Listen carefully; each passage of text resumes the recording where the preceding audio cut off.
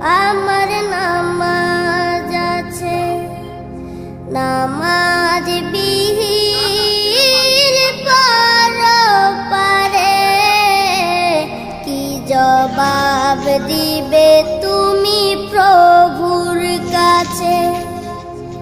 প্রভুর হুকুম মানো রে ভাই, থাকো তুমি যেথায়। সময় গেলে পাবে না ফিরে, মরণ তোমায় লইবে গিরে। প্রভুর হুকুম মানো রে ভাই, থাকো তুমি।